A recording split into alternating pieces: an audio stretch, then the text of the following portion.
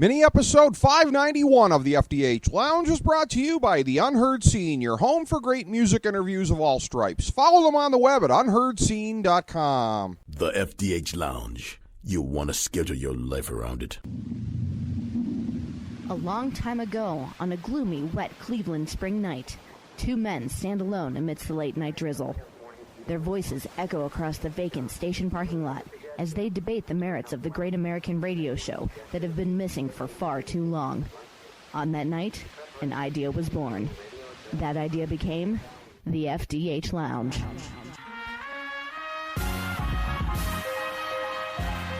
Welcome to the FDH Lounge. Well, folks, welcome back to the FDH Lounge, where it's Rick Morris and Kyle Ross talking football again. We have not done this for a little while here. The off-season is peeling to a close, and your favorite pigskin talkers in America are right back with you, breaking it all down. The newly betrothed Kyle Ross joining me here today, and it is a pleasure to get back behind the mics with you again, my man. I am looking forward to an outstanding 2015 NFL season with you, buddy. It seems like you are pretty fired up about it. I haven't seen you this I am. happy in a while. You got a big grin as you deliver that. I am. I love talking NFL with you, buddy. Yeah, and nothing will have changed now that I'm married. Still the same quality analysis I'll try to give you. Yeah. I don't really know. Well, if that weren't the case, at some point I think, I would feel if it's confident wrong, saying if get I'm, the hook. Yeah, but, yeah. I was gonna say, if I'm wrong, I'll just blame my wife. It's real simple now. I'll just blame. Oh, yeah, the old ball and chain screwed my picks this year. Yeah, that's what I'll do. That's gonna be an excuse. Any bad week, it's gonna be blame Cammy. So. Well, the funny thing is, from right before we started here, this is a work turning into a shooter the other way around, I guess. But yes, you gotta love we were supposed to hit record 10 minutes ago, and we didn't. What happened there? If we had, we would have missed that. You're working yourself into a shooter the other way around. Oh, yeah. But speaking of problems with women, we're going to be starting with the Baltimore Ravens. I understand. Oh, hey! Oh! Starting on the same note as always, I see. I know we want to talk a little big picture before we get started here, just to kind of set this up. And I want to call attention as well here, because this may prove confusing for anybody who is reading Fantasy Football Draftology 2015, which, of course, you can find on the main pages at the newly redesigned FantasyDraftHelp.com and the FDHLounge.com. I was in charge of making the predictions in there, and the predictions that I made were more, some might say standard issue, some might say of a more risque nature, missionary position, whatever you want to call it. Probably closer to where good old K-Dog is here on his picks. I'm going in another direction. I think we hit the Malcolm Gladwell tipping point, and I'm just looking at this in terms of the overall thing here. I'll just set this up. Probably the finest political discussion show of all time, the McLaughlin Group here. So I'll go in that way. Item, Tom Brady to miss the first couple games of the season with a suspension. Item, Peyton Manning looked a little more human down the stretch last year and had that awful playoff game against Indianapolis. Granted, he hurt his leg, which he uses to push off of, but still. Item, Seattle's secondary, one of the big strengths of their team, their biggest strength, not their only one, but their biggest one. They've got injury and holdout issues right now. They're not going to be fully themselves until underway with the season. Item, Jordy Nelson goes down for Green Bay. By the way, guess what guy was at a fantasy football keeper auction Sunday afternoon in a place where the internet wasn't working very well, couldn't get updates, and yes, ended up with Jordy Nelson on his team. This guy. So I was going to guess Chris Christie. No. I wish it had happened to Chris Christie as a good Rand Paul supporter. That happened to me. But Green Bay... Is there such thing as a good Rand Paul supporter? Well, you're looking at him, buddy. Okay. But Green Bay, and look, and I understand the year they won the Super Bowl, they had like 15 guys on the DL. I know this isn't the death of Green Bay, but my original pick was Green Bay over Denver in the Super Bowl. I'm going in a completely different direction. We've had 2 years of stasis in the NFL. I picked the winning Super Bowl combination last year, albeit I had Seattle winning, not New England. You had the winning combo the year before, Seattle over Denver. Both of us were real chalky McChalkerson on it because that's the way the league has gone. You have to go back to the era of Buffalo, Dallas, San Francisco. 20 years to find this kind of stasis. It never lasts long. It's an 8-8 league, which I don't like. I like when we have a couple of teams up there for a couple of years that you can count on. But you know what? Yeah, you are a good Rand Paul supporter, aren't you? Exactly. Yeah. Why should we have a middle class? Yeah. Yes, why? It's all about the top 1% in the NFL. Yes. But I think Lord. it's over. I think we've had our tipping point. This is it. It's going to be more chaos this year. I have a very unpredictable Super Bowl combo, Kyle. So you have come to a midsummer realization, an epiphany, if you will, and you've changed everything. The Jordy Nelson thing was just that changed very everything dangerous for me. I think that's very dangerous. I actually took a bit of an opposite tact. Okay. Now, I have not published my opinions anywhere as of yet. This will be breaking news. There are a few places maybe where you can find it, but it has not been written in stone, shall we say. Nor have any doppelgangers with a similar-looking face published that yet. Yes. So, nothing yet, so I don't have to make anything like that. But any sort of, not warning, but a disclaimer like you did. Okay. But I'll say this. I actually stuck to my guns. Last year, I was a little, I was struck by the signal and the noise, as Nate Silver might like to say, where I read so much and that I flip-flopped a lot between our show that we do right after the Super Bowl. We did that again this year. You know, we do it, we tape that in February, and you put it up. The divisions kind of... I stretch it a little. That's okay. Hey, that's what it's for. Content, baby. Yeah. And the show we do now here in August, I flip-flopped a lot. Like, I remember... This would be 2 Februaries ago now. I was like, I think Detroit could break out. And then I was hearing around Vegas, everyone likes Chicago. And so I was like, well, okay, I guess, I'll trust that judgment. And no one else is really hyping Detroit. And guess what? My initial instinct was right there. Yeah. This year, I'm sticking to my guns. Okay. I'm sticking, except in the NFC, I, too, made a bit of a late change in the game, which I think is going to be for the better. Okay. But... as far as the AFC goes, which I know we're going to do here first, I'm pretty comfortable with everything. I really would be shocked if any team over or underperformed drastically my projection here. Okay. And what's interesting about the AFC, here's just a note for people to remember last year, the win distribution was very bizarre. Mm-hmm. Remember, we had the teams at the top, the Indies, Denvers, New Englands, same teams that we always used to. And every playoff team won 10 or more games, and there was no team in that 7-9, 9-7 range. There actually wasn't much of a middle class the AFC. Which screwed me because I usually pick a lot of teams between 6-10 and 10-6. I mean, that's a tough thing for me. Yeah, I mean, there were a couple. I think Kansas City was 9-7. I take that back. Kansas City, Buffalo, Houston were 9-7. But not that many. But then there was this dip to the Browns. It was the 8. You know what? It was 6-10 to 8-8. Yeah. Allow me to redo that here. Yeah. The Browns were 7-9. Yeah. And that was kind of it. Then there was just the dumpster fire teams like Tennessee, Jacksonville, Oakland that we've all come to know and love. The Jets were very bad last year, which we were kind of ahead of the curve on. So I think this year, looking at the AFC big picture again, you will see a more traditional, even distribution of wins.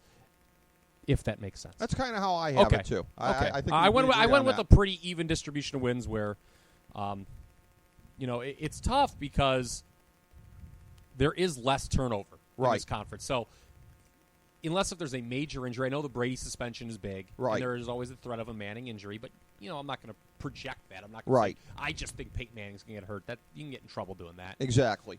So obviously you pick the top teams that are always there. Baltimore, I think, is always kind of on the precipice of that list as well. Right. So there's going to be far less turnover amongst playoff teams in the AFC this year than I think over the NFC, where I think there could be massive turnover. Absolutely, yeah, because there's a couple of gimmies anyways. I mean, New England, Denver, Indy, most people are going to figure in some form or fashion make the playoffs. I'll just say, spoiler alert, I got them all making the playoffs. Not necessarily all division winners. We'll get to that as we go along. But you talked about Baltimore, which going alphabetically here in the AFC, they would be leading us off 10-6 a year ago. That nice run into the second round here with the wild card win against the Squealers. I got them at 8-8. I mean, a lot of people are banging on Pittsburgh. Yeah, a little bit. Well, I know we think across the board, and we'll get into this, in the AFC North, there's no NFC South to fatten them all up this year. It's the NFC West instead, which is going to be a lot harder with the exception, of course, of San Francisco with the way that they have fallen. But for Baltimore, in terms of looking at it, I think people look at the turnover that Pittsburgh has had, especially defensively.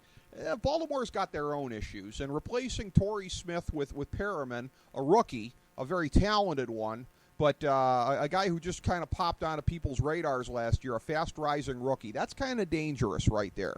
If I was Baltimore, I think I would have thought longer and harder about hanging on to Torrey Smith. He's not the only reason I'm picking a regression here, but are we going to have as big of a year out of Forsett again? On down the list.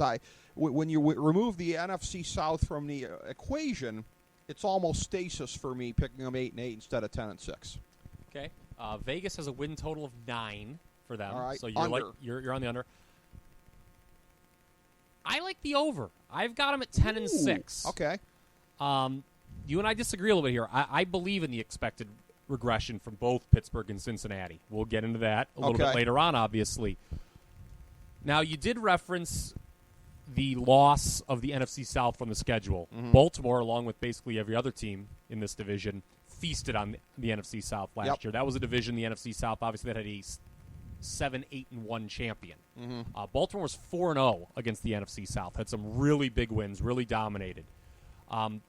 They're probably not going to repeat that record against the NFC West. Mm-hmm. I don't think the NFC West is as strong this year as it has been in recent years, though. And Baltimore gets the break of drawing Seattle at home, which is huge. Yes, that's huge because Baltimore's a very good home team. 1 o'clock game for Seattle, as you always like to point out. Yes. Well, you know what? Actually, I think it might even be a night game. Prime time? It That's might big be enough to be prime time. I don't have that in front of me. I think that's a prime time game. I think I looked at one point. It was.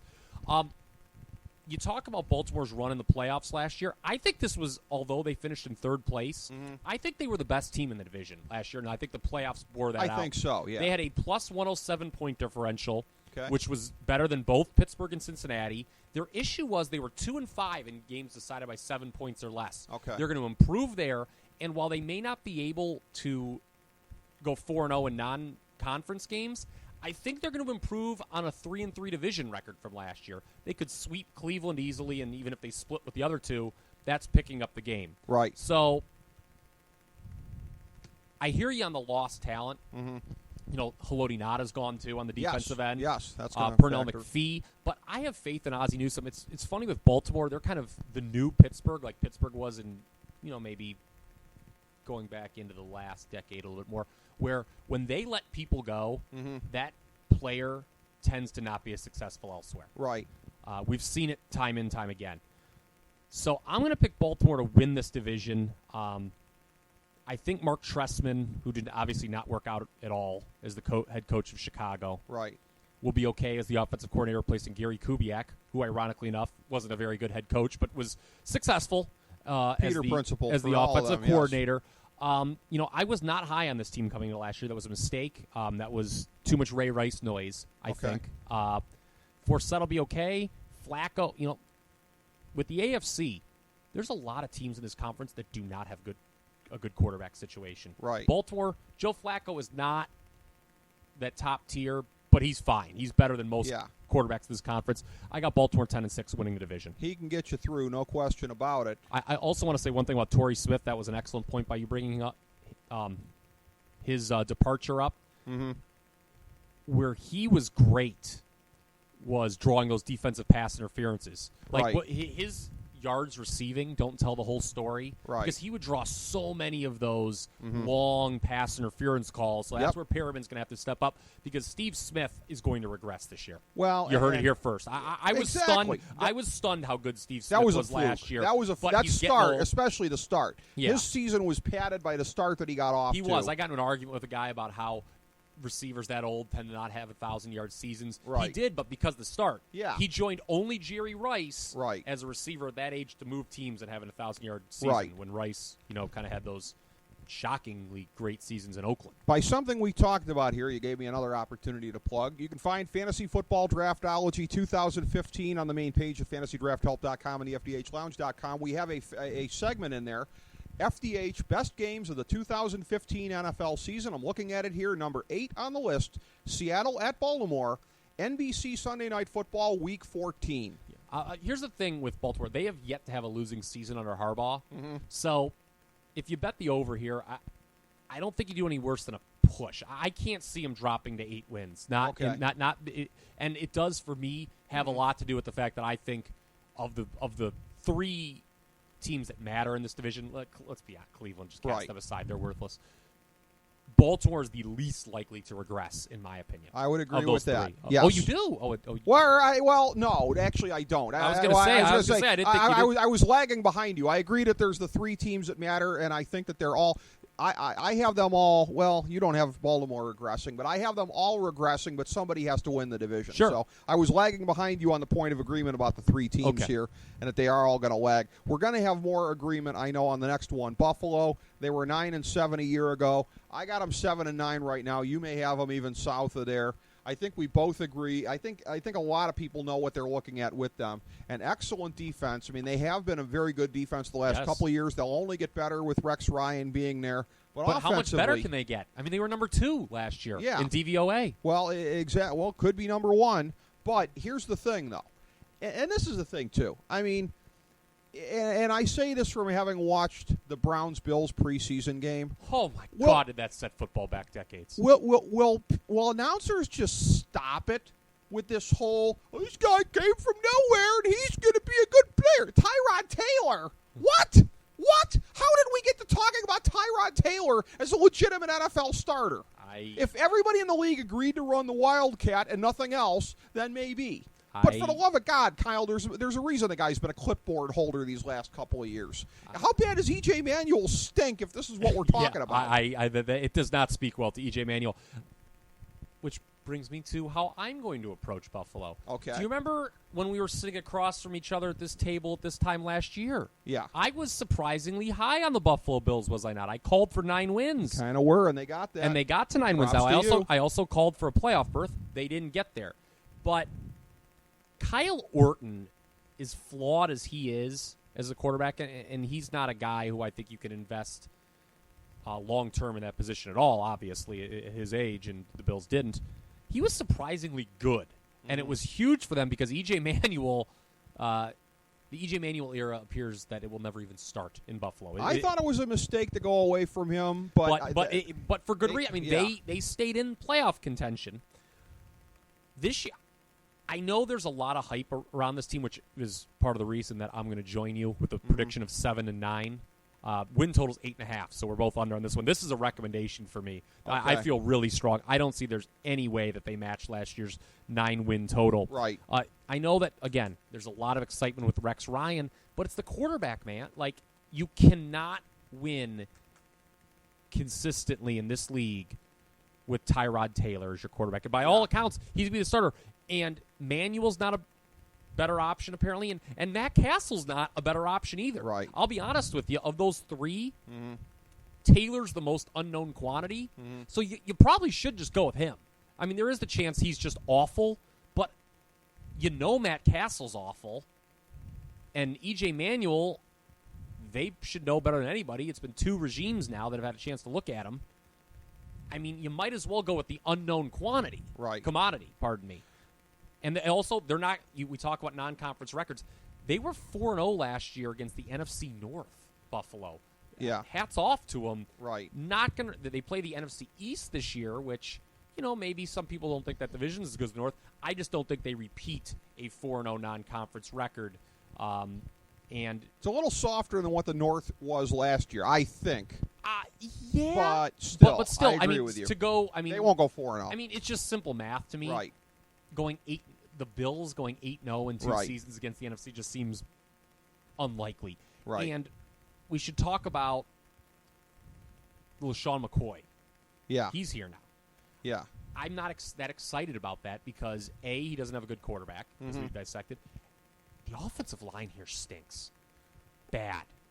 Well, this is a bad, like, the notion of we're going to have this great running back and he's going to make up for this awful offensive line. Right. It's backwards thinking in today's NFL. Yeah. That doesn't work. McCoy's impact is going to be lessened by the fact that he is going from running behind one of the best offensive lines in football to, quite frankly, one of the worst. Yeah, that won't help.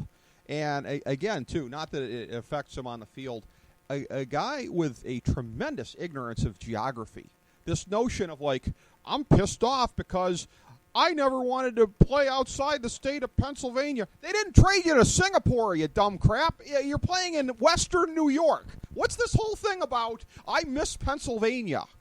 Somebody want to tell the guy he's like, 45-minute drive away from the border? I missed that. What a loser. But anyways, he's a tremendous talent. You seem very upset about that. I just think he's stupid. Well, he's a bad tipper as well. No class. Okay. You know what else was stupid in retrospect? And it's always easy to mock these things when you weren't the one making the decision. You have a year to go back on and look. Mm-hmm. Trading up for Sammy Watkins was not wise. That was not wise because they now Watkins was considered the number one receiver in that class. Stayed there and had Beckham. Yeah, that's what I was going to say. Oh, okay. Yeah, that's what I was going to say. Yeah, they could have just stayed where they were and drafted Odell Beckham, who had a better rookie year. Watkins was fine. I just did a Bret Hart. Sean scooped my heat. Yes, but again, the issue with Watkins is you trade up to get this nice, shiny receiver. Who's going to throw him the football? Right. The defense, I don't know how much better Rex can make him, honestly. Right. I think it's funny with Rex that of all the possible destinations he could have chosen, I think this was the worst place for him to go. It's a lateral move. Doesn't this team remind you exactly of his Jets teams? Yeah, that's what Great I'm saying. defense, It's a total Rex no Ryan move, yeah. And interestingly enough, I think the Bills and Jets are going to be pretty similar teams this year. You know what? A lot of people that are braggarts like Rex Ryan are insecure deep down. Maybe, just maybe, I'm gonna diagnose him psychologically here. Here we go. Maybe this is a move to go to a team where there won't be the expectation to go to the Super Bowl because you can always say I was held back by the offense. Maybe that's what Rex Ryan is thinking. Maybe that's his move. By the way, too, one last note on E.J. Manuel. Whenever a team, and this was somewhere in the mid to later teens, but it was in the second half of the first round, whenever a team reaches for a quarterback, bad move. Whether it be E.J. Manuel, whether it be Brandon Weeden, whether it be Johnny Manziel, whether it be Tim Tebow, it always comes up a loser. Memo to you kids out there, if you grow up to become general managers, do not reach for a quarterback in the second half of the first round. I mean, it's funny. Was it the owner or is it the GM that made this comment for the Bills? It's like, we can't get good quarterbacks here. That was kind of a frightening comment to make. Yeah. And the thing is, Jim Kelly says hi. Well, I mean, in modern time, Jim Kelly, when was last? I mean, it's been a while since Jim Kelly was under center. It's been a while since this team ran the K-gun with Thurman Thomas and Andre. That was a long time ago. I think this is the curse of Rob Johnson. Ever since they screwed him over for that bitter midget Doug Flutie. Don't start with that again. And here's the issue with Buffalo. Yeah. They've never been so bad to the point where they've been in a position to draft that franchise signal caller at the top of the first round. Right. I mean, the idea that, and I know people are going to say Seattle, that a defense can carry a middling offense to the playoffs and beyond. I just don't think that works anymore. And besides, Seattle has some pretty good parts on offense. It's like not a Russell middling Wilson. offense, No, especially with Jimmy Graham there this year. Yeah, we'll but I just think, So you and I are on point with Buffalo that they're a team that regresses this year a little bit. They are not going to challenge New England. And from our show prep, gasp, imagine that. I think we're going to be pretty close on this next one here alphabetically here. Cincinnati, the Natty was 11-5-1. 10-5-1. Or 10-5-1, my bad. Typo here. They're technically 10-6-1 if you include their playoff loss. How about that? How about that? A wild card playoff loss for the Cincinnati Bengals. Imagine that. And I think they'll be spared from that fate this year just because I don't think they're going to make it. I think they're going to miss it on a tiebreaker. I got them at 9-7, right in the playoff tiebreaker grid there, as it were.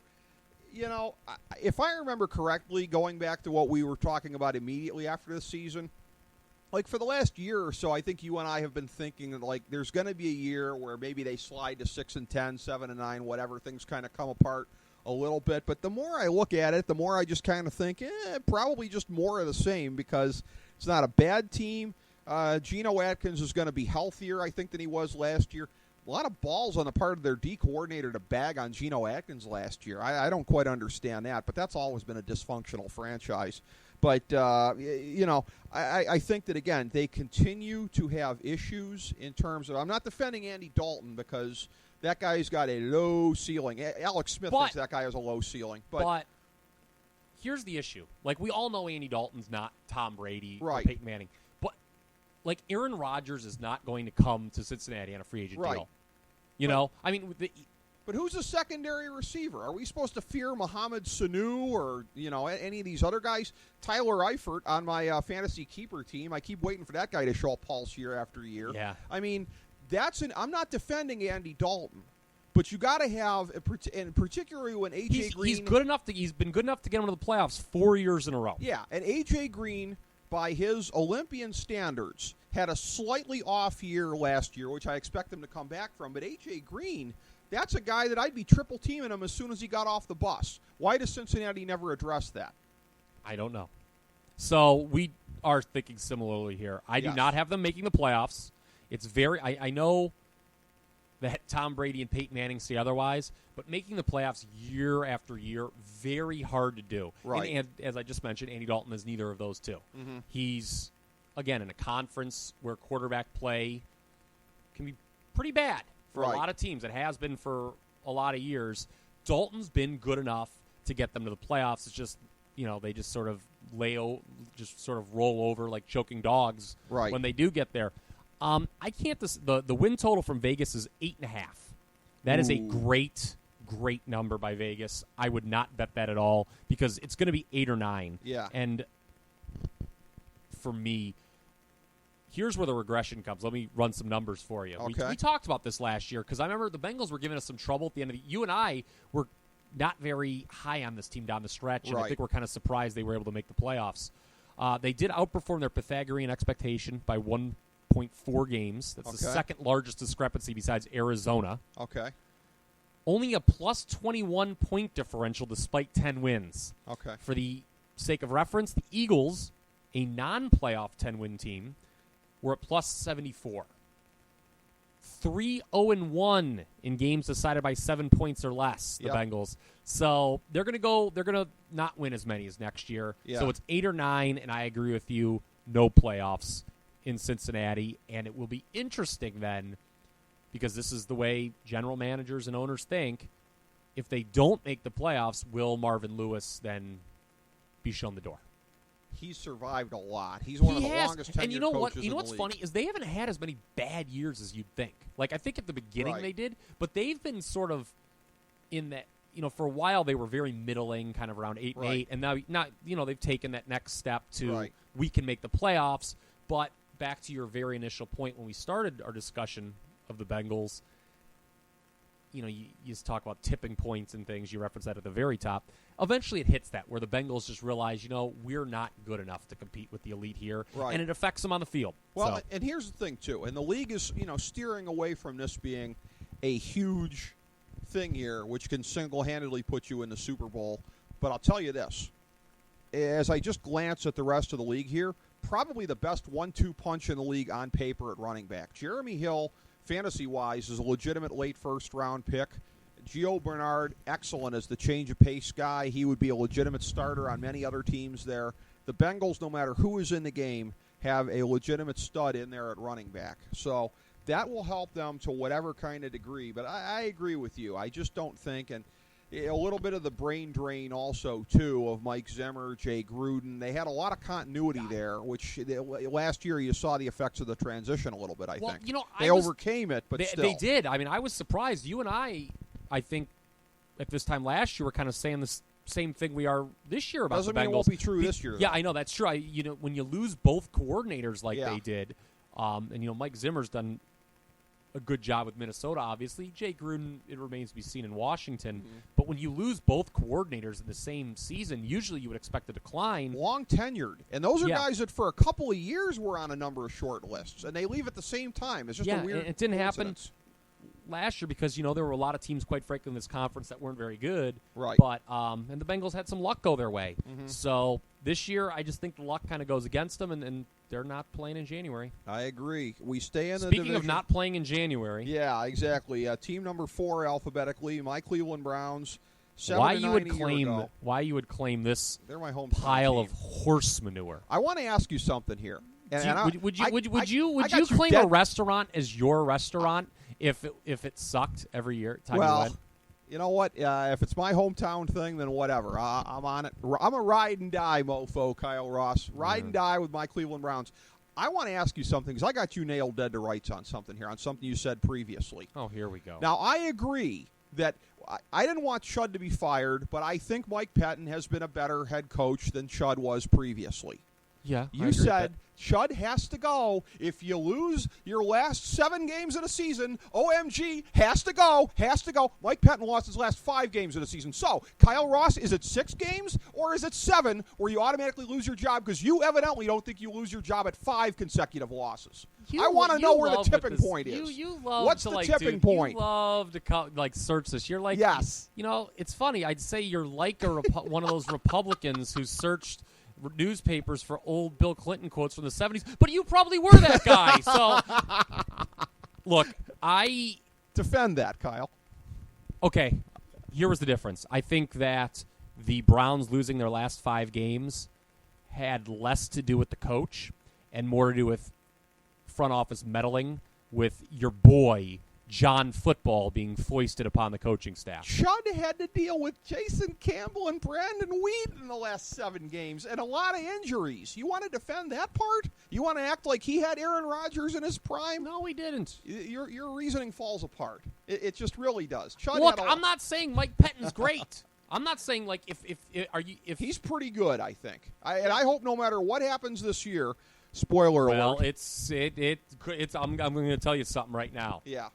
If they're as bad as I think they're going to be, the history of this organization indicates that he may not be long for the North Coast. Look, and that's a mistake because I just didn't like. You know what? I guess I ran through those beautiful numbers for you with Cincinnati, and I used to I like to rely on statistical data. I just didn't like Chud. Okay. You know what? It was the eye test. There it is. All right, I just didn't like Chud. You sound like my dad. He doesn't look like an NFL head coach. No, it wasn't that. Well, first of all, history does suggest when you're that bad at the end of the year, a lot of times that does happen. And you're right, it's interesting. But here's the thing, though. Mm-hmm. They were 7-4 and battling for a playoff spot. Like that was a bubble, though. Oh, it was. Make no mistake about it. The only positive thing I could say about the Browns as we rolled through November is, every year there's kind of that team who stumbles upon dumb luck and makes the playoffs even though they're not very good. And I thought the Browns for, I don't know, maybe a week or 2 could possibly be that team. Right. The Browns under Chud were never in position where people were thinking playoffs. Well, wasn't that team 4-12 or something like that? That team underachieved. Right. Last year's team now, interestingly enough, overachieved.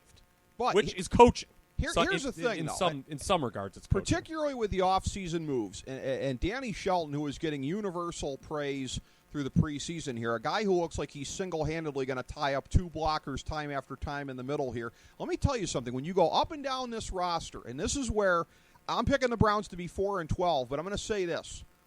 This is the easiest under on the board. But here's the thing. I would like to say the that. Browns are good to very good at the vast majority of positions on the field. Having said that, oh really? They're among the most abhorrent in the league at quarterback, wide receiver, and tight end. The first 2 really, really matter. Tight end. I don't think a lot of teams suck at tight end. I don't think the defense is great. I can see where you're going. They hugely. And here's the funny thing: FDH Lounge original dignitary Chris Galloway. You're getting very fired up here. Well, you reminded me of a point. Because you know me, I have an opinion on everything, okay? And so does Chris Galloway. We were going back and forth with each other about a week ago, like, why did this run defense suck last year? Like, nobody knows why this run defense sucked. They had some injuries up front, but they weren't bad on paper. The talent level of this defense, and they have upgraded the defensive line greatly, Kyle Ross, Randy Starks, Nate Orchard, the aforementioned Danny Shelton. Armani Bryant is back healthy. This defense had no business. Who's getting to the quarterback? I think off the corner, I think Paul Kruger's going to have a good year. And another guy let go of Baltimore, by the way, who has not been able to recapture. But a better year glory. last year than in 2013. It's a step in the right direction. Okay. And I like this Nate Orchard kid out of Utah. I think this prospect, I think he's going to do well on the other side. I'm never counting on anything from Barkevius Mingo. He's an obvious bust. Like I said, who's getting the quarterback, yeah. Well, the other thing is, too, and I will say this, too. I'm going to criticize the Browns in this regard, lest I sound like a homer. Letting Jabal Sheard go. which, of course, New England, being the organization they are, immediately signed him. Browns let him go. Patriots signed him. I wonder if that means he's a good player. But here's the thing. Taking guys that Baltimore doesn't want. Letting guys go and having New England pick them up. Yeah, exactly. But here's the thing. While I was a fan of getting Nate Orchard, you're essentially just – and Browns fans never hold the team accountable for this. Browns fans are dumb. I'm going to say that right now. Well, the other thing, too, Itaba Rubin leaving in free agency. And they draft Danny Shelton. Danny Shelton is an upgrade. But here's the thing. All the Browns ever do every offseason is fill the holes they just created. Other teams leave the offseason with less net holes. Many of them do anyways. The Browns only ever fill the holes they just created. They created another hole at tight end by letting Jordan Cameron go, who, granted, that guy's one feather touch away from a drool cup, but still, he's an outstanding talent at tight end when he's healthy. Yeah. Their wide receivers suck. Quarterbacks suck. Oh, yeah. And that's why they're going to be 4-12. But that's the thing. When you look at the defense, the offensive, this is one of the better offensive lines in the league, and left tackle, left guard, center is the best combo in the league. Point blank, Kyle Ross, Joe Thomas. You're getting way too fired up about this team. But I'm pointing out that they shouldn't be this bad. Joel Bitonio and Alex Mack, when he's back healthy, those three best in the league. One of the best offensive lines in the league. Is Alex Mack going to be here in 2016? Probably not. And again, they're just going to create another hole. But my point is, they shouldn't be a 4-12 team. But if you ignore wide receiver and quarterback, which is hard to do in the year 20, which is hard to do in this era of NFL when it's sort of a passing league. Look. It'd be better if they just ignored them, as opposed to going out and signing over-the-hill chodes like Dwayne Bowe, Brian Hartline. Well, Brian Hartline went to, he went to Ohio State. That's we why love they him. signed him. Yeah, that's embarrassing. And that's embarrassing. Rip that decision right now. Well, it's horrible. I said it was horrible at the time. And rip Terrell Pryor too. Rip that signing. That cost them nothing. I don't care about that. I mean, but here's the thing, too. Rip the enthusiasm over the signing. Well, the enthusiasm sucks. I will tell you this. It's not like they don't have talent at wide receiver, but it's all tiny slot guys. It's Andrew Hawkins. It's Taylor Gabriel. Travis Benjamin when healthy. They have very good slot guys. The problem is, Kyle, the last time I looked, you got to put guys in the X and Z spots outside, and that's where they suck. Your boy Roger Goodell, upholding the law of the land, won't let Josh Gordon play. Josh Gordon, we could really use him right about now. And I'll tell you what, too.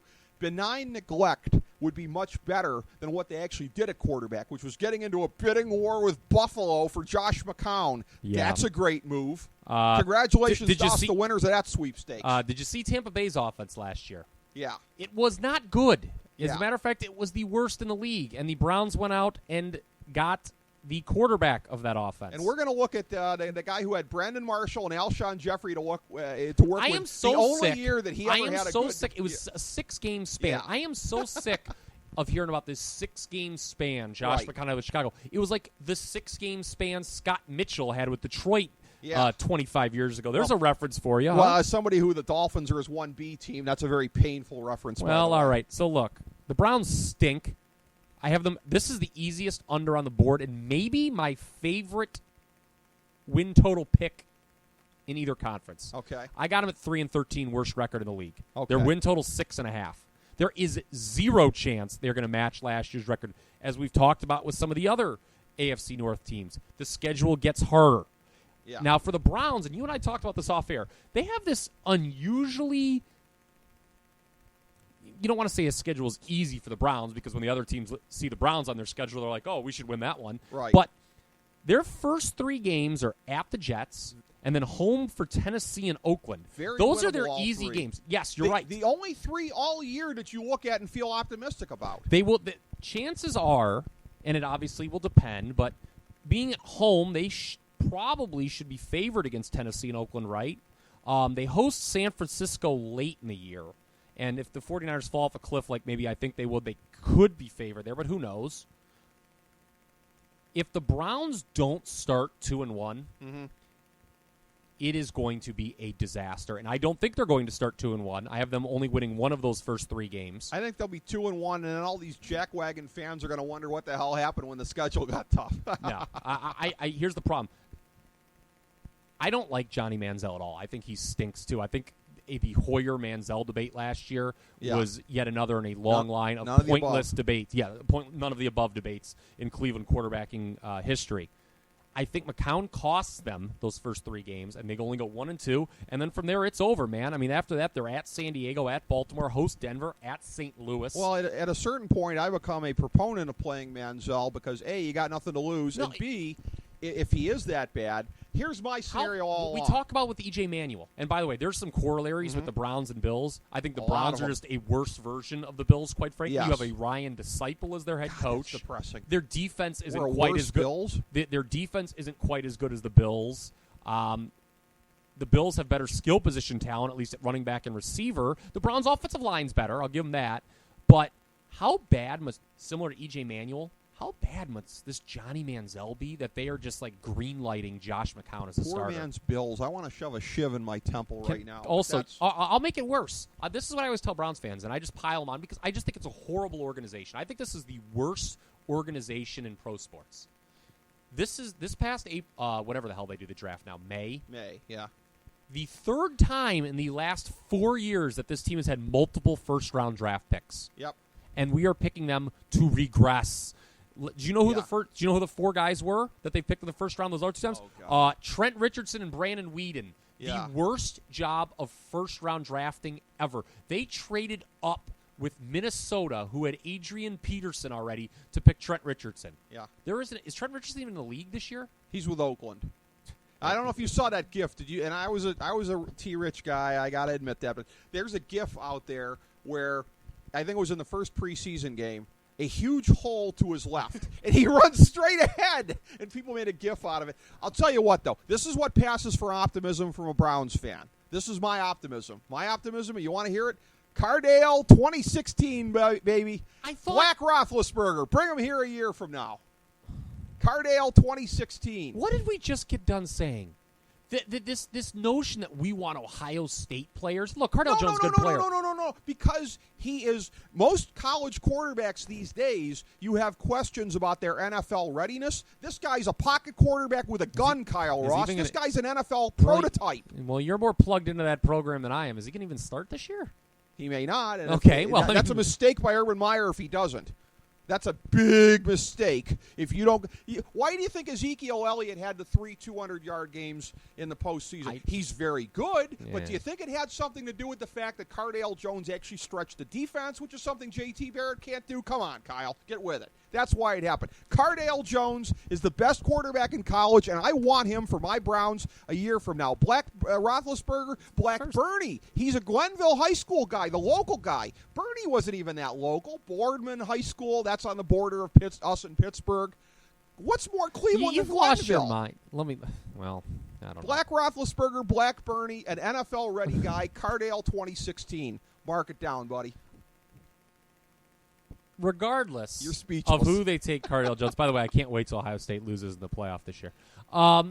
Secondly, I think it's actually, although no Browns fan wants to hear this, if they truly bottom out this year, like I think they will, and be the worst team in the league, I think it could be the best thing for them long term in that they can finally get the real signal caller. Because, by the way, last year in the first round, they got Manziel, who looks like he's going to wash out just as quick as Weeden did. And this Justin Gilbert doesn't look very good at all. I mean, I know first-year corners typically struggle, but he did more than struggle. He stunk. Fortunately, Pierre Desir has outperformed his draft position. You're right. So that could be a kind of a wash in that Hopefully. sense. But still, I mean, they did get the pick for trading down from Watkins. Yes. But I just think that, I mean, you've made some points about the offensive line and the defense, but it's just bottom line, there is no talent at the skill positions. Right. The passing game doesn't scare anyone, and the running backs. I beg to differ about running back. I think it's a nice rotation. Well, first Very of all, nice offensive rotation. line can make your running backs look better. That's true. That's true. Which is, we're going to talk about more Crowell's about that in the got a lot NFC. of physical talent. Duke Johnson's a guy that you can spread all over the place. No, I think they'll be able to run the ball, but if you cannot throw the ball in this league, you are screwed. It's going to be 8 in You the are box. screwed. I hear you. The schedule is harder. Right. This team was not, I'll be honest with you, even though they lost their last 5 games, I know people are like, oh, Alex Mack got hurt. We were 7-4. This team was certainly not as good as a 7-4 team. And honestly, I thought 7-9 kind of oversold how good the true talent level on this team. Yes. Hoyer. Although, again, I said beginning of the year. turned into a pumpkin with Hoyer. And I believed it at the beginning. It's a weird thing. Remember how they got, you talk about Hoyer and the start to the season. I said 7 wins last year, by the way, for the Browns. People thought I was crazy. Yeah, I don't think I even had them for 7. But here's the thing, though. With the good games they had offensively early on, it was a question where you and I, when we were doing the week by week, were befuddled by this because I figured if anything carried the Browns to a halfway decent year, it would be the defense. I said at the beginning of the year, I had them as a dark horse top 10 defense in the league. And like I said, I will go to my grave not understanding how they were so horrid against the run last year. The injuries alone don't explain it. They massively, massively underachieved. Well, late in the year...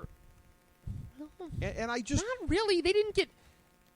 I'm trying to look here. Because sometimes just when you look at just net rushing yards, that can be a little misleading. Because if it's a bad team, you get run on at the end. Right. And so, not having those splits in front of me, I can't make a count one way or other. But the Browns really didn't beat a lot of good teams. They had that one big win over Pittsburgh. They had that Thursday nighter against Cincinnati. But other than that, they beat Oakland, Tampa... Tennessee was kind of a miracle. The Saints had a down year, and that was a home game. Atlanta was a game they didn't deserve to win. Mike Smith, the wheels really started to fall off there. So, I just think that this is a team that, if you look at kind of a middle-of-the-road team to fall back in the AFC, it's this one. Very, very, very easy pick there, no question about it. Alphabetically, next up, the Denver Broncos, another team where I think there could be a fall-off to some degree. 12-4 a year ago. They had the kind of year everybody really thought that they would have going into the playoffs. Most people, of course, had them going to the AFC Championship game. They come up one game short because of the disaster against Indianapolis, which some of that could be explained away vis-a-vis Peyton Manning and his leg. But other things, too, here. And again, whatever festering issues there were with the front office and John Fox, that all ends up going awry. Fox leaves town. You bring in Gary Kubiak, an underwhelming choice. But there's familiarity there. Familiar with the organization, and that's the one thing, too. So there is that. Elway's had a pretty good track record thus far on making the picks. Most importantly, he was able to sell Peyton Manning on it. I thought at the time, cynically, that Elway, looking at the way that Manning played down the stretch, maybe was hoping to send him into retirement. But apparently he wanted Peyton Manning back. He didn't hire Kubiak to push him into retirement, and they end up bringing him back. So, again, overall, though, a lot of stability with the team. They do know from the beginning of the season this year, I think, that they do have a franchise running back in place. Last year was a thing of, can Monty Ball come in and do the job, whatever. C.J. Anderson proved down the stretch. He looks good. He's the bell horse. You don't have Julius Thomas. I think it's a bell cow. Or bell cow. Yeah, you're right. I got my terminology wrong. Cody Latimer is going to have to step up more in the passing game. That's going to be one of the biggest X factors on the entire team. But Denver looks like they're going to be in a position for relative stability from a year ago. I have them at 10-6. That's what Vegas says. 10 wins. That's it. 10 wins. All right. But let's just say this. I have them as a wild card. More about that later. I don't see how this team doesn't post double-digit wins. Mm-hmm. Manning, I think, has 14 seasons of 10 or more wins. With Manning, they're always going to be better more often than not in the regular season, and they're just going to. I like the over here. I have them at 11 or maybe even a repeat of 12 wins. Wow. They did go 4-1 in close games last year. Could be some regression there, but schedule's kind. They get both Green Bay and New England at home this year. Okay. So that's big. I do think, though, that the championship window may have closed. But I actually have them going further than they did last year, believe it or not. I got them going the same. I do not have place. them winning this conference, but I have them making the AFC Championship game. Unless there's always, I guess, the thought of Peyton Manning getting hurt. That would obviously ruin everything. Right. Because Brock Osweiler, if he comes in, it's over, man. He's looked pretty good in the preseason. Peyton Manning to Brock Osweiler is the definition of downgrade. Okay. Thank you very much. Kubiak, did get some Houston teams to the playoffs that certainly didn't have the talent this one does. Right. So, and he was good, as we talked about in the Baltimore section. He was good as the offensive coordinator there. So, kind of is, I know that it was kind of an uninspired hire it came across there, but all the pieces are in place for this team to win the division again. Yeah, well, we both agree they'll make the playoffs. I got them going out, coincidentally, same round, same team, but on the road this time. So it wouldn't be as big of a surprise for them to go out this year necessarily. But, yeah, I mean, there's not a whole lot to say about Denver because, again, notwithstanding the coaching change and a difference in scheme and everything, but, again, with what Kubiak has brought to the run game previously, that should only help C.J. Anderson, one would think. Yes. I mean, look, Kubiak did one hell of a job with Baltimore's run game last year. Absolutely. So. Yeah, I think Justin Forsett's going to miss him, so, could be a lot of continuity there. Next up, alphabetically in the conference, is the clone of another team we discussed previously, the Houston Texans. 9-7 a year ago, 7-9 this year. In my estimation, same thing I said about Buffalo. They are basically Buffalo West at this point. You have to question kind of Buffalo South. Buffalo Southwest. We'll compromise on that. And the same questions here in terms of at quarterback. And I say this How again. congressional of us. Yeah. As a Browns fan, I have no idea why they're looking at Brian Hoyer. Nice guy. Again, but, what does that speak about Ryan Mallett? Ryan Mallett, for the brief flashes that he had last year where he looked good, I would definitely go with Ryan Mallett. Are you kidding me? Why wouldn't you? I'm not here to endorse Brian Hoyer, but I'm telling you, man, Bill O'Brien knows what he's doing, and it does not speak kindly to. I'm sick of Ryan Mallett. To me, it's just like people love him because they've never seen him play a full season. I'm leery of Ryan Mallett. He's got a gun. I'm not. Yeah, well, Jeff George had a gun too. How'd that do? I'll tell you what. This may be controversial. Tom Savage would make more sense than Brian Hoyer. See what you got. See what you got. Tom's. Yeah. Well, from what little they have seen, I don't think they got much with Tom Savage. O'Brien did a hell of a job with Ryan Fitzpatrick last year. Right. You and I were both on the Texans bandwagon last year. Yeah. I surmise neither of us are this year. Well, I know I'm not. Yeah. I surmise you're in the same spot. They were a clear candidate to be the most improved team in the league in 2014. Right. And they were. They jumped from 2 to 9 wins. And that, Richard X. Morris, is despite getting nothing. And I do mean nothing, as I have it written in all caps in my notes, from their number 1 overall draft choice, Jadeveon Clowney. Right. Did nothing, and they still improved. And who can be an extraordinarily disruptive force. I mean, him on the other side from Watt, if both are healthy, whoo! Yeah, and you don't have to worry about Watt's health. They were only 2-4 in close games last year, which is not very good, and they were terrible the year before. But it just goes to show, and we'll talk, and the worst team in the league this past year was Tampa Bay, and we'll talk about them in the NFC. I think they have a lot of the same characteristics that Houston did going into last year. But the key with the Texans, turnovers. Yeah. In 2013, they were minus 20. Okay. 2014, they were plus 12. That was a major role in them winning 7 more games. We talk about this all the time. And, since I've come on the program, I'm a big believer in the plexiglass principle. Right. When you jump from 2 to 9 wins, you tend to go backwards the next year. I love this under just like I love the under on Buffalo. What's their projected total? 8.5. 8.5. Oh, yeah. I love the under. There's no way they match last year's win total, even in a weak division. I got them 7-9. Yeah, same as I do. They also were the number 1 third down defense. Okay. But 28th on first down. That's a little luck. Okay. So to speak, small L luck. All factors to me point down. They've not drafted well. Right. The Texans.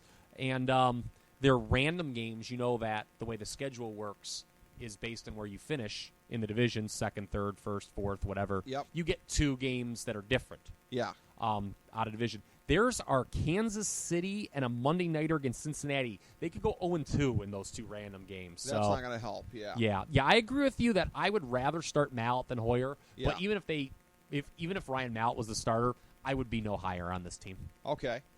They're a team like Buffalo that desperately needs to find a way to attract a free agent quarterback. I think they're in better position than Buffalo because they have a quarterback guru, so to speak, as their head coach. But I like Bill O'Brien, and he probably wishes he could have that Christian Hackenberg would have come out this past year, and he could have got him in the later rounds because Hackenberg had a sophomore slump. But alas, he did not, and he's stuck with your boy Brian Hoyer. Yeah. Well, there's probably some days he was wishing he was back coaching in the land of Sandusky, but he's stuck in Houston this year. We'll see how that goes. A little bit of continuity here in terms of for the next team. We're staying in the division, and also continuity when you were talking about drafting. Because I question the GM of this next team here. They've made one good draft pick, haven't they? Yeah. That is pretty much the only thing that they have done right over the last 5 years. Ryan Grigson has not done a whole lot right for the Indianapolis Colts. 11-5 a year ago. I got them at 11-5 and winning the division this year because, again, that's how important Andrew Luck is. Got a lot of weapons. I'll tell you this, too. There's a lot of Colts fans that I know are very optimistic based on the offseason moves, but it does shape up to be their year a little bit. New England, Brady suspended. Denver, have they hit their peak? But, I mean, the poster child for the guys I'm about to talk about here, I suppose, is Frank Gore. Perhaps also Andre Johnson. But you got a lot of guys where it looks like it's 11:59 on their clock. I do not like the long-term build with this team at all.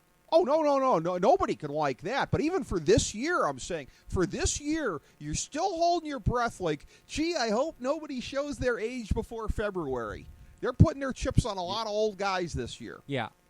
Anytime a team gets names, we talk about this in baseball. Teams that win in October not October, but November and December.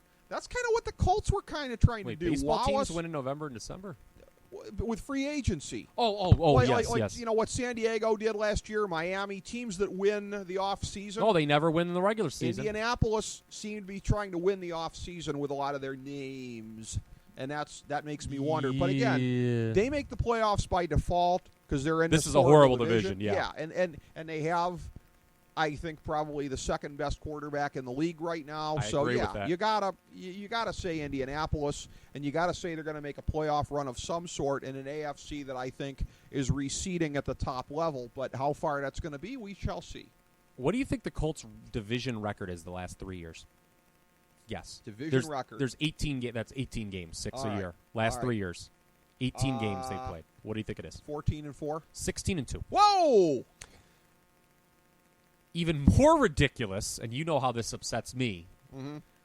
In games decided by 7 points or less, with Andrew Luck as their quarterback, they are 20-4.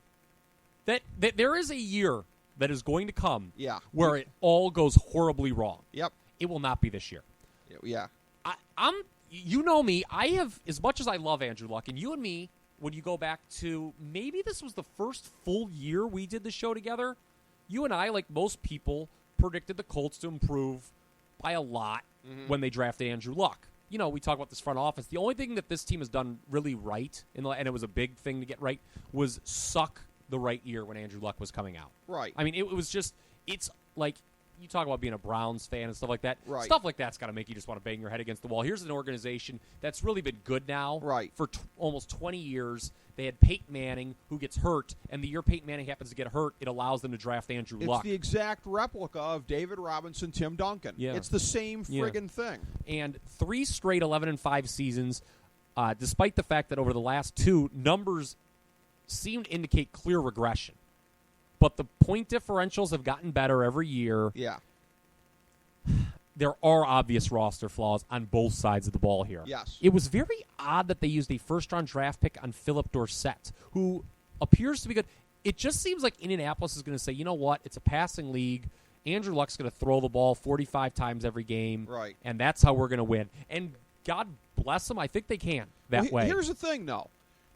It's an odd – I agree with you. It's an odd strategy because you're signing a lot of old guys and you're saying the future is now. We need to get over the hump.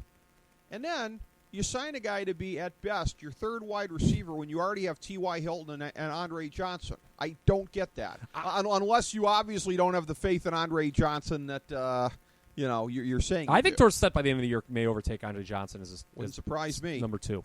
So every year, like, I think the average is like 5 teams win 12 or more games. Mm-hmm. I don't see how in the world this isn't one of them.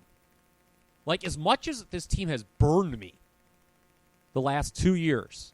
I mean, last year I called for him to be, I think the last 2 years I've called for him to be like 7-9 and 8-8.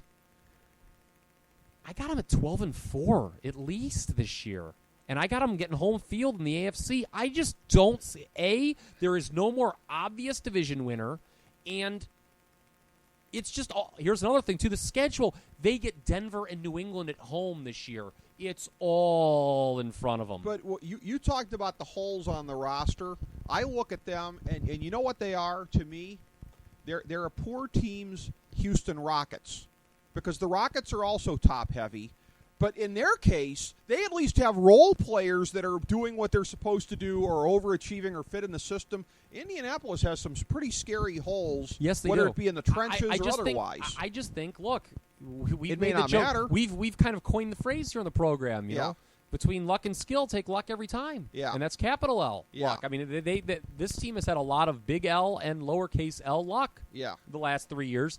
And there's no denying, like you said, I mean, I would also have number 2 behind Aaron Rodgers. I assume you have Aaron Rodgers number 1. Same for me. I just think that they can easily go 6-0 against this division again, and then all they have to do is go 6-4 against the rest of their schedule. They're 12-4. The pieces are there. I think they may slip on a banana peel once or twice in some of these games, but I generally agree with you. It sounds like you have them as the 1 seed in the AFC. Yes, I do. I do as well at 11-5. Oh, okay. So we do agree on that. This a is team that we will not have as the 1 seed in the AFC. This is a weird division alphabetically, where we can go 6, 7, 8 alphabetically. H-I-J. Yeah, stay all in there. Jacksonville Jaguars, 3-13 a year ago. I don't know if this will be the kind of baby steps to keep Gus Bradley's job. I'm going to say 5-11. I think incrementally they start to move forward. I'm not convinced yet that Blake Bortles is not a legitimate NFL quarterback. He don't look very good, though. Well, he's going to need better weapons than what he's got. And Julius Thomas, who really regressed last year, is not the quantum leap that he needs in terms of skill position talent. Yeah. He doesn't have Peyton Manning anymore, and he regresses. Imagine that. Look, I don't think Blake Bortles was a wise pick. Probably I didn't like not. the pick. It's funny. I really thought they should have taken Khalil Mack. That's not looking like a good pick in retrospect, passing Now, him they up. tried to go for their Leo this year with Dante Fowler, and he got hurt. That's really not good. I don't think Gus Bradley survives the year, and that's too bad because Any truth to the rumor that Dante Fowler was wearing those slippers on a slick football field, and that's how he got hurt? No, by the way, those were tremendous shoes. Give me a pair of those. I wish I could pull that off. I think it's going to be 4 or 5 wins. The win total's 5.5. Yeah. It's too bad with Bradley because he was handed maybe other than Oakland, he was handed one of the most talentless rosters in the league at the time when he took over. The schedule is not friendly for Jacksonville either. You think playing in this division, you get, Houston's better than them. Tennessee was awful last year, but they lose a home game because they're playing London, and they're the designated home team there. They are also this year at New England, at Indy, of course, that's a division rival, at Baltimore, at New Orleans. They're not winning any of those games. New Orleans ain't what they used to be. I'll just say that. No, they're not, but New Orleans won't be as bad at home as they were last year. That's true. That was a fluke. Again, it's kind of like Indiana. Like, I view this team in just very big picture terms similar to Indianapolis. Yeah. Whereas every year, X amount of teams are going to win 12 or more games. Mm-hmm. And I just don't see how the Colts aren't one of those teams this year. Every year, X amount of teams, go 5-11 or worse. Mm-hmm. I just don't see how Jacksonville isn't one of those teams. This team has gotten a surprising amount of action on the over for 5.5. Mm-hmm. I don't see it, even with Houston not being better this year. Because, spoiler alert, I'm actually going to call for a team to improve a little bit in this division, and it's not Jacksonville. Okay. Although I guess technically, Jacksonville's win total will go up. You referenced they only won 3 games last year. Yeah. That was, obviously they had a Pythagorean win expectation of 3.6. But I think it's 4 or 5, and unfortunately, I think Bradley gets canned. You know what? And I'll just say this: it will be a grave injustice if he ends up getting Chris Palmered by this experience. Gus Bradley will definitely deserve another look elsewhere. This should not be his only bite at the apple. Frequently, teams like this are the graveyard of coaches, unfortunately. They got blown out a lot, too, which is never a good sign. Like, right. I'm looking at they lost by 17, 31, 27, 19, 14, 10, 14, 20, 14, 8, 6. They only lost a couple games close. They weren't in most games. This is a bad, bad football team. They did beat your Cleveland Browns. Yeah, they always do. Yeah, somehow they beat the Giants by 1. They beat the Titans by 8. Did they have any close losses? You're not saying anything that impresses me, though. Tennessee sucks. I'm sorry. The New York Giants are erratic. You're not saying anything. And you know that what stinks me. too is they didn't finish in last place. So they didn't even get the last place schedule. Whew. So they get the third place schedule, which means, I believe that means so they're randomly. It means you dodge the Brownies in the north. It does, but that means they get Baltimore. They get Baltimore instead of the Browns. How's that taste, Jacksonville?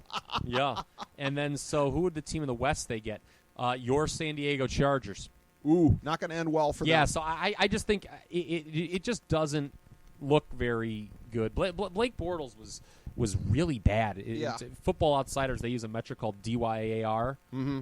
He was 4th worst all time in that last year. The names below him, Jacksonville fans aren't going to want to hear this because one of them is Blaine Gabbert. Okay. The other one was David Carr. And then your boy, Bobby Hoying. His 98 season in Philadelphia has qualified here. DYAR when they're using DIY play calling in Jacksonville. Imagine that. It's just I don't think it's just not a lot of talent. Yep. How many ways do we have to say it? Not many more than that. No question about it. As we bring the show to a close, we would like to extend our deepest gratitude to NBC, CBS, ABC, Fox, all Clear Channel affiliates, TNT, TBS, USA, UPN, Deadspin.com, YouTube.com, YTMND.com, MySpace.com, various blogs, Fox News, CNN, CNBC, MSNBC, IamBoard.com, Billboard.com, Google.com, ESPN, ESPN2, ESPN News, ESPN Classic, NBA TV, NFL Network, Sports Time Ohio, Athlon Magazine, Comedy Central, Cartoon Network, The Boomerang Channel, QVC, BET, The Spice Channel, Steno Notebooks, Manwich, Papermate Office Supplies, waitresses, strippers, bartenders, garbage men, janitors, microwave popcorn, the writers of The Office, Scrubs, Entourage, My Name is Earl, Oz, Metalocalypse and the Boondocks, Aquafina, and The Periodic Table of Elements.